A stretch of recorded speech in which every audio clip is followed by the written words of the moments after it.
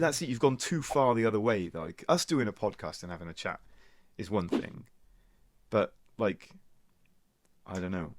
I never want to get that far away from like writing stuff, going to recording studios and getting on stage and ramming it down people's throats. Like that's that's it. That's the thing. That's the thing. Yeah. And but yeah, I don't know. We've so British blues is shit. Yeah. But that's another interesting thing. Maybe it's also like the fact that the record labels, they're not around anymore like they used to. Music was a huge business for royalties, for selling albums. It was around everywhere, and it's not anymore. So that's why it's hard to get these new icons, new heroes nowadays. Well, you told me, didn't you, that like the old record labels, the A&R guys would sign people up. I can remember that happening, like in my lifetime, and they would take a risk, and they, you know, it might be a band playing like, you know, like in Cardiff, it would have been the I can't remember the name of the club now, Club Iverbach or Barfly or something. And these clubs were like Club Iverbach's quite big, but Barfly was what, 100 people, maybe 150 at a push. So only a small venue. Like Nirvana played there when they were not a big band touring around the UK. Oasis played there, Blur played there, and it was known.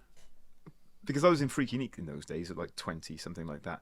And it was known that there were record company scouts in that place. Mm. They used to go there. So that everyone wanted to play there. Yeah. And you would put up with the fact that the pay was shit and you played a half an hour set. Yeah, because you knew there were guys in there. I mean, I knew a band that got signed on the spot in Barfly. Yeah. And it seems like, the record labels would do that. They'd get out there, they'd find these bands, and they know that 9 out of 10, probably 49 out of 50 that they sign are going to fail, and they're not very good, but they're going to find that one, and when they get that payday, it's going to be big.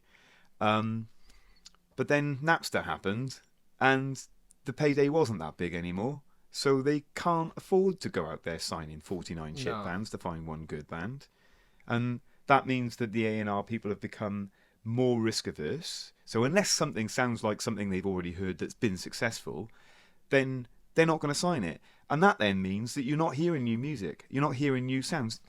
But we had conversations at its extreme back in the 60s.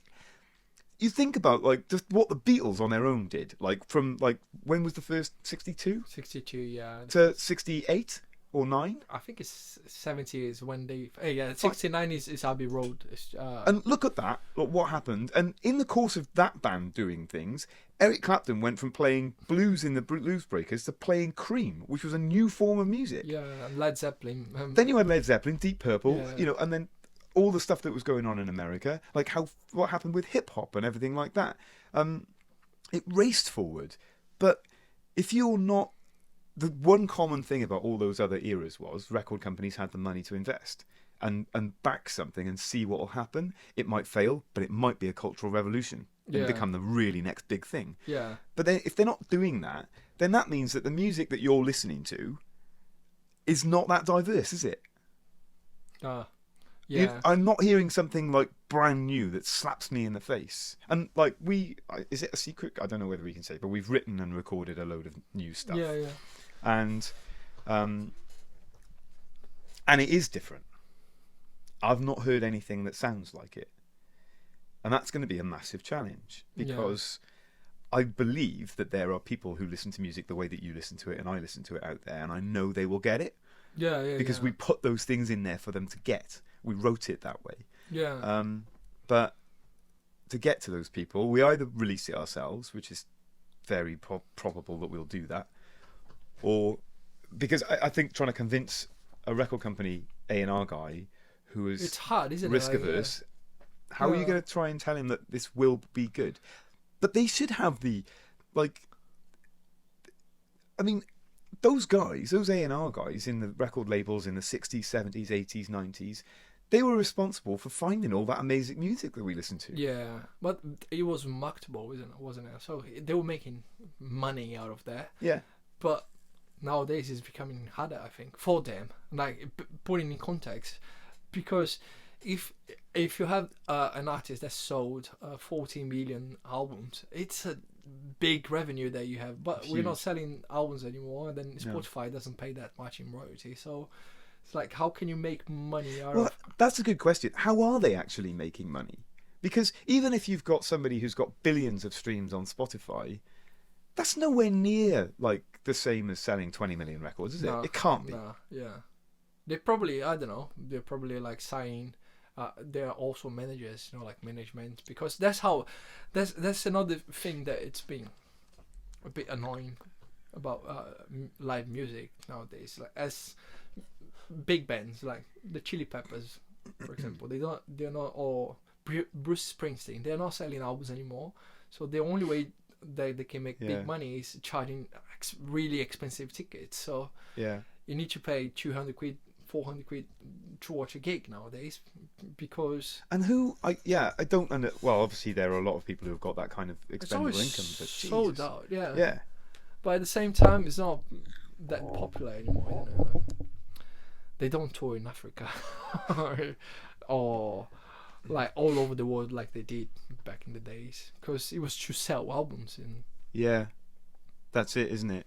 And I think like the Steel Wheels tour, like I think that just like barely broke even, didn't it? I think they were traveling with something like 76 lorries of stage and equipment, and trucks for our American friends, semi camions for our Brazilian friends. But yeah, that was it. They were interested in record sales, weren't they? And why are we still making music? I don't understand. What are we hoping to achieve in this band? Yeah, it's all because of the money. If it was because of the money, I would still be a doctor. I was a doctor. Dr. Barrel. Yeah, Dr. Barrel. Yeah. Yeah. It's a call, isn't it? It's like you can't do anything. You don't have a choice, do you? No. And then that's the beauty of it. It's like you just do it because you have to do it. But there are some artists like that I've been listening to, new artists that they kind of broke in a different, like Jacob Collier is a good example. Yeah, he's doing really, really well. And how do you describe his music? Like he created something that is like... Well, there you go. That's a really interesting one, isn't it? Because that didn't need anyone to sign him or to decide. He did that on his own on his YouTube channel, didn't he? And then when he was ready to start making music, like recorded music to release, he had his fan base because he created it. Yeah, definitely. Yeah. But he also had something that it was kind of... He had Quincy Jones. There's a visionary that said, this guy's good.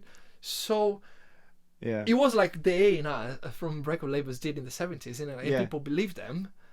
But you need someone like Quincy Jones or I would say Rick Rubin. If he says, listen to this is good, then you don't need to categorize whatever you're listening to. But it's getting less and less people because people like that. Yeah, I mean, that's it. How many powerful people are there like Quincy Jones? And he's not going to be around forever, is he? To pluck someone out of obscurity and make them a superstar. Yeah. Yeah. But, yeah. No, Billie Eilish. How do you say Billie Eilish, I think. Billie Eilish. She's another good example, I think. I like her music. And then he started like in a home studio. Her and her brother, isn't it? Yeah, and then putting music out there, because in a way I believe that if it's not related to music, it's gonna die soon. There are loads of artists, and then they always been around. It's a marketing thing, or they're gorgeous people, or they have a brand behind or something, and they release a song, it's a massive hit, but it doesn't take long for it to disappear. But when you are making good music all the time, then there's no way out. Maybe then that is the answer to like the things that we've been talking about, like about our stuff, the band stuff, like, and the releases. I mean, we talk about Jacob Collier and we talk about Billie Eilish. I mean, these people just put music out there. They just kept putting music out there. Yeah. Maybe that's what we should do, is just keep putting music out there. And not even think about what happens to it after. I watched a thing. You all right with the sun in your eyes? Is it okay? No, it's fine. Yeah. Is he all right on the camera? It's probably. Yeah. Let's have a quick look. Yeah, I watched. Oh, I can't carry on. Are you still recording? Oh God, we've done an hour.